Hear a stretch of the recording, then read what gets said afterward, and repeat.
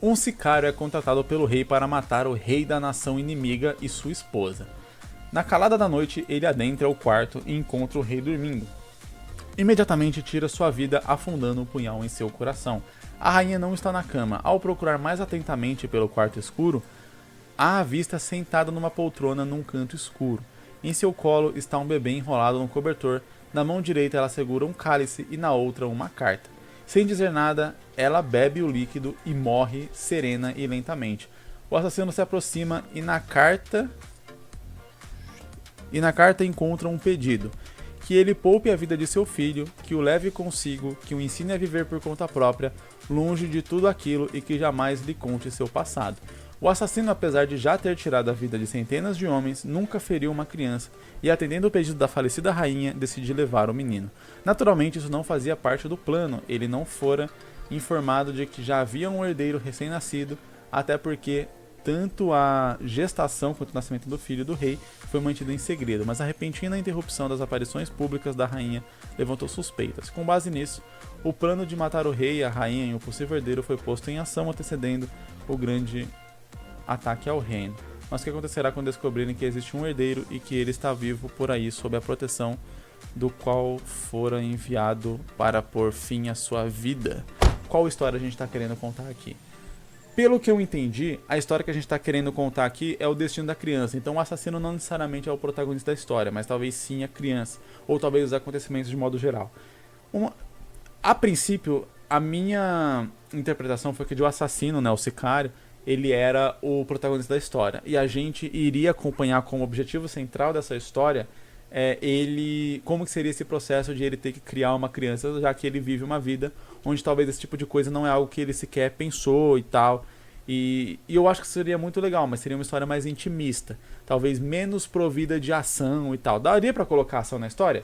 Daria pra colocar ação na história exatamente com base nessa pergunta final. Então, ele vai criando a criança ali até que chega um determinado momento onde é descoberto o assassinato do rei, é descoberto que havia um herdeiro, né? E aí começa uma busca por esse herdeiro. A partir disso vão achar lá quem que mandou, etc e tal, vão ir mandar uma galera pra ele e essa coisa vai gerando uma comoção maior. Então, a gente teria certos eventos ali onde talvez o assassino teria que lidar com esses problemas sem expor o garoto a isso, onde em partes também ele poderia, às vezes, por nunca ter imaginado ter um filho ou algo assim, se livrar do garoto, deixar ele no orfanato, alguma coisa assim. Em algum determinado evento ele pode literalmente deixar o garoto no orfanato, e aí, ao ver que o garoto corria risco lá, ele vai e pega o garoto e tal. Enfim, o foco da história seja trabalhar essa relação de pai e filho. E isso pode ser potencialmente interessante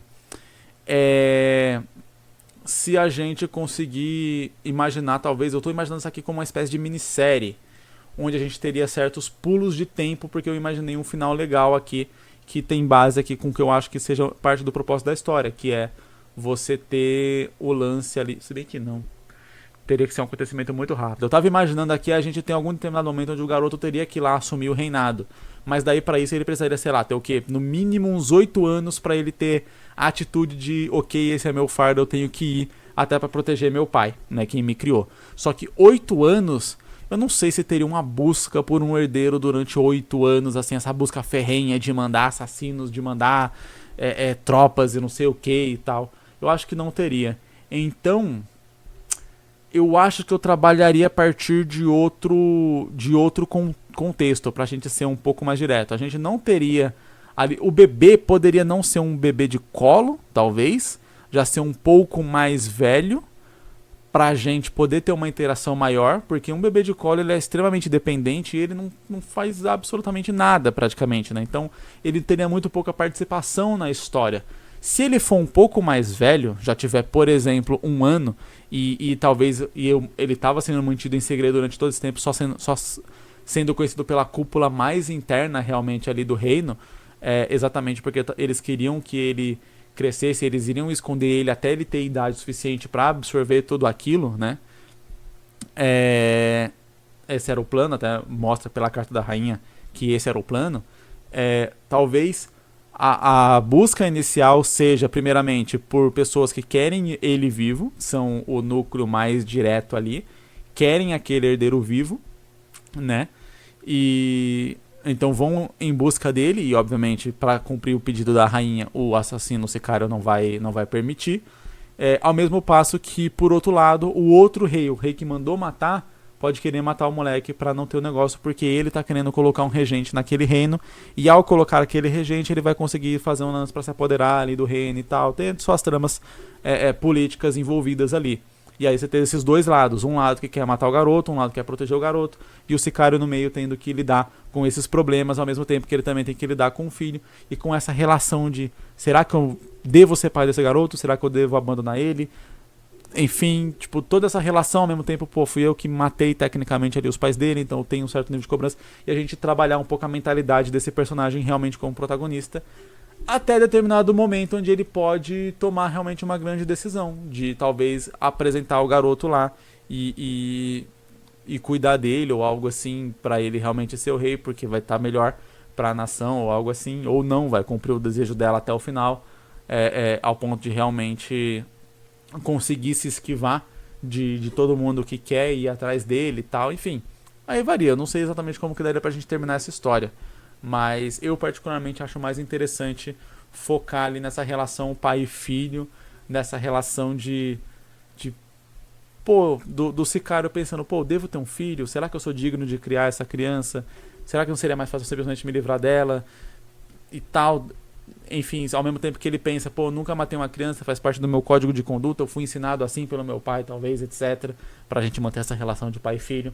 E aí ele fala, pô, se eu abandonar essa criança é a mesma coisa que tá matando ela, por mais que eu não esteja enfiando a faca nela, mas eu vou estar matando ela porque ela depende de mim e eu abandonei ela.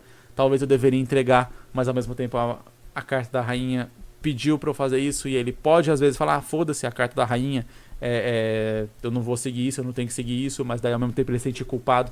Então trabalhar isso e beleza, quer atacar a ação na história, a ação vem a partir dessa galera que vai ir atrás do bebê e ele vai ter que enfrentar, né? E aí a ação fica por conta disso. Mas eu realmente fico na dúvida sobre qual seria o final dessa história, o grande final, assim, pra gente setar assim, tipo, beleza, essa história foi sobre isso. Isso é algo que fica na dúvida. Você tem alguma sugestão sobre isso? Deixa aqui nos comentários que eu vou achar interessante ver qual que seria um possível final interessante pra essa história aqui. Porque se ele decidir assumir o garoto como rei, ele vai estar indo contra a rainha. Se ele só conseguir fugir, eu não sei se fica meio anticlimático. A não ser que tenha realmente todo um plano ali feito e bolado e colocado em ação, um plano que tem muita chance de dar errado e que às vezes a gente acha que dá errado. Vamos supor que ele faz todo esse plano. Vai, aí acho que eu tô chegando num final legal. Ele faz todo um plano e tal, e aí esse plano parece dar errado pro leitor e aí eles morrem. E aí o leitor pensa, tipo, putz, isso tudo foi em vão, foi um final triste, mas daí depois desse prólogo da morte e tal, de várias coisas que acontecem, mostra aquele cara ali cuidando de uma criança que já é mais velha, já tipo com 10, 11 anos, de repente, sei lá, numa fazenda, ajudando ali a carpir um lote, a plantar alguma coisa, a ordenhar uma vaca.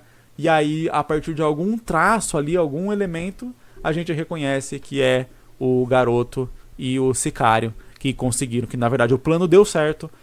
Aquele era o plano real dele, era exatamente achar que, tipo, que eles tinham morrido e tal, pra ele poder viver essa vida, porque do contrário ele nunca conseguiria. Acho que esse seria um final interessante, porque daí ele teria se assumido como pai, de verdade, ele teria assumido criar o garoto teria vivido longe de todas as tretas políticas de ser herdeiro, né?